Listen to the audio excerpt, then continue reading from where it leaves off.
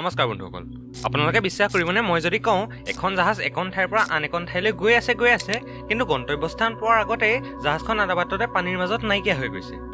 আকৌ এখন উৰাজাহাজ উৰি গৈ থাকোতে একেদৰে গন্তব্যস্থান পোৱাৰ আগতে আকাশতে উৰাজাহাজখন নাইকিয়া হৈ গৈছে আৰু এই জাহাজখন বা উৰাজাহাজখন ট্ৰেছো কৰিব পৰা নাই আপোনালোকে বিশ্বাস নকৰিলেও আটলান্টিক মহাসাগৰৰ মাজত থকা এটা অংশত এনেকুৱা কিছুমান ঘটনাই ঘটে সেই মিষ্টেৰিয়াছ অংশটোলৈ গ'লে আপুনি বাচি অহাৰ চান্স খুব কমেই থাকে এই অংশটোৱে ফ্লৰিডাৰ পৰা পুৱেৰ্টো ৰিকো আইলেণ্ড আৰু বাৰ্মুডা এই ত্ৰিভুজাকৃতিৰ অংশটোক সামৰি লয় আৰু এই অংশটোৰ নামেই হ'ল বাৰ্মুডা ট্ৰায়েংগল ইয়াত ঘটা ঘটনাবোৰৰ কাৰণে মানুহে এই অংশটোক ডেভিলছ ট্ৰায়েংগল বুলিও কয় বন্ধুসকল এই অংশটোত সোমোৱাৰ লগে লগে জাহাজ বা উৰাজাহাজৰ ইলেক্ট্ৰনিক চিষ্টেমে কাম নকৰা হয় লগতে কম্পাছেও ভুল দি দেখুৱায় বহুতো জাহাজ উৰাজাহাজ এই অংশটোত পৰি নাইকিয়া হৈ গৈছে এই ঘটনাবোৰ দেখি মানুহে বাৰ্মুডা ট্ৰায়েংগলৰ বিষয়ে বেলেগ এক্সপ্লেনেশ্যন দিবলৈ ধৰিলে এই ধৰক কিছুমানে তাত সি মনষ্টাৰ্ছ আছে বুলি ক'লে কিছুমানে তাত এলিয়েন থকা বুলি ক'লে আৰু কিছুমানে তাত ব্লেক হোল থকাৰ কথাই ক'লে এই বাৰ্মুডা ট্ৰায়েংগলৰ ওপৰত বহুতো চিনেমাৰ লগতে কিতাপো ওলালে সকলোৱে লাখ টকাও ঘটিলে কিন্তু আপুনি গুগলত যদি বাৰ্মুডা ট্ৰায়েংগলৰ বিষয়ে চাৰ্চ কৰে তাত কি দেখায় চাওক হা ইয়াত কৈছে বাৰ্মুডা ট্ৰায়েংগল এটা কাল্পনিক কাহিনী আচলতে কথাটো কি বলক কথাটো অলপ ডিটেইলছত জানো 1881 চনৰ কথা এলেন অষ্টিন নামৰ এখন জাহাজ লণ্ডনৰ পৰা নিউয়ৰ্কলৈ গৈ আছিল কিন্তু এই বাৰ্মুডা ট্ৰায়েংগলৰ এৰিয়াত সোমোৱাৰ অলপ পাছতেই জাহাজখনৰ নাবিকসকলে এখন খালী জাহাজ পানীত উপঙি থকা দেখা পালে য'ত কোনো মানুহ নাছিল এলেন অষ্টিনৰ কেপ্টেইনে সেই জাহাজখনলৈ গৈ তাৰ মানুহখিনিৰ লগত কি হ'ল তাকে চাব বিচাৰিলে কাৰণ সাগৰৰ মাজত এখন জাহাজ ঘূৰি ফুৰিছে কিন্তু তাত মানুহৰ নামগন্ধই নাই এই কথাটো অলপ আচৰিত ধৰণৰ কেপ্টেইনে জাহাজখনলৈ গৈ দেখিলে যে তাত বিকিবলৈ অনা বস্তুৰে ভৰপূৰ হৈ আছে কিন্তু মানুহ বা নাবিকহে নাই সেইখনত গতিকে ইখন জাহাজৰ কেপ্টেইনজনে ঠিক কৰিলে যে তেওঁৰ জাহাজৰ আধা নাবিক এইখন জাহাজলৈ পঠিয়াই তেওঁ দুইখন জাহাজ একেলগে লৈ যাব আৰু কথামতেই কাম 2-3 দিন তেনেদৰে দুইখন জাহাজ একেলগে লৈ গ'ল কিন্তু এদিন হঠাতে এজাক ডাঙৰ সাগৰীয় ধুমুহা আহিল আৰু দুইখন জাহাজ পৃথক হৈ গুচি গ'ল ধুমুহা সামকটাৰ পাছত যেতিয়া দুইখন জাহাজ আকৌ লগ হ'ল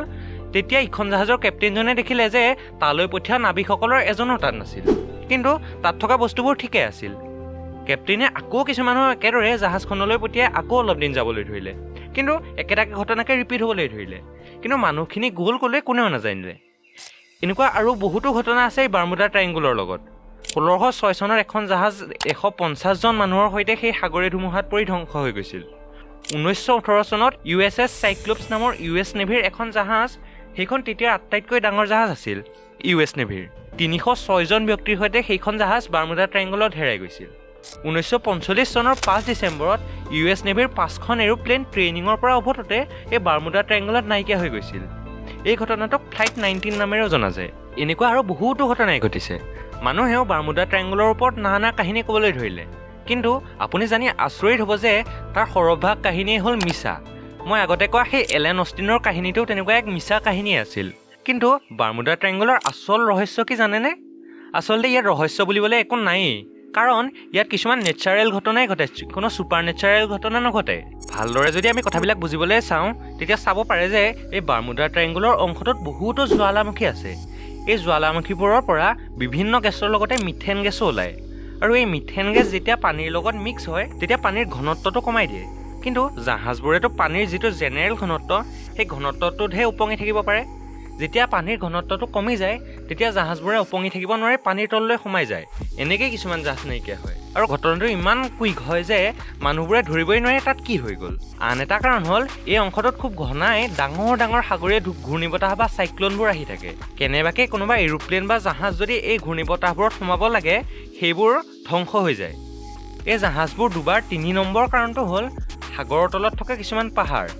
এই পাহাৰবোৰ পানীৰ লেভেলৰ পৰা অলপ তলত থাকে সেয়েহে জাহাজবোৰে গম নাপায় যে তাত কোনোবা পাহাৰী আছে নে কি আছে কিন্তু সেইবোৰত খুনা খাই জাহাজখন ভাগি গুচি যায় উৰাজাহাজ নাইকিয়া হোৱাৰ আন এটা প্ৰধান কাৰণ হ'ল সেই অংশত থকা হেক্সাগনেল ক্লাউডছবিলাক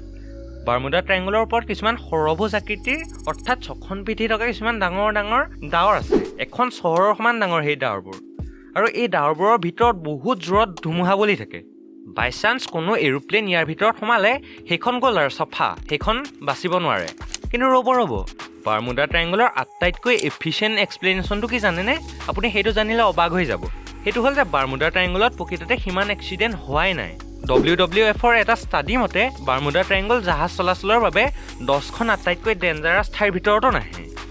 মানে এইকণ ঠাই সিমান ডেঞ্জাৰাছ নহয় মানুহবিলাকে যিমান ডেঞ্জাৰাছ এই জেগাকণক কৰি পেলাইছে। তাৰ বিপৰীতে আজিও বাৰ্মুডা ট্ৰায়েংগল অতি বেছি জাহাজ চলাচল কৰা অংশহে এইকণ। সাগৰ ইয়াতকৈ বেছি ভয়ানক ঠাইও আছে, সেইবোৰৰ তুলনাত বাৰ্মুডা ট্ৰায়েংগল একোৱেই নহয়। তেতিয়াহ'লে বাৰ্মুডা ট্ৰায়েংগলৰ ওপৰত ইমান চৰ্চা হয় কিয়? ইয়াৰ কাৰণটো হিউমেন চাইকলজিৰ লগত জড়িত। আপোনাৰ লগতো এনেকুৱা হৈছে চাগে, আপুনি যদি নতুন মডেলৰ এটা ফোন বা এখন গাড়ী বা কিবা বস্তু এটা আনিলে ধৰক, আগতে আপুনি সেই বস্তুটো সিমান লক্ষ্য কৰা নাই, কিন্তু বস্তুটো আপুনি কিনাৰ পাছত তেনেকুৱা মডেলৰ বস্তু বা ফোন বা গাড়ীখন আপুনি বেলেগৰ হাতত খুব ঘনাই দেখিবলৈ ল'ব। তেতিয়া আপুনি ভাবে চাগে এইটো মই ইউনিক বুলি লৈছিলোঁ, কিন্তু এইটো চবৰে হাতত আছেচোন। কিন্তু আচল কথাটো হ'ল যে সেই মডেলটো আগতে যিমান মানুহৰ হাতত আছিল এতিয়াও সিমানৰে হাতত আছে। মাত্ৰ কথাটো হ'ল আপুনি আগতে বস্তুটো বা মডেলটো লক্ষ্য কৰা নাছিল, কিন্তু এতিয়া আপুনি যেতিয়াৰ পৰা কিনিলে সেই বস্তুটো সেইটোৰ প্ৰতি খুব লক্ষ্য কৰিবলৈ ল'লে, সেইকাৰণে বেছিকৈ বস্তুটো দেখিবলৈ ধৰিছে আপুনি।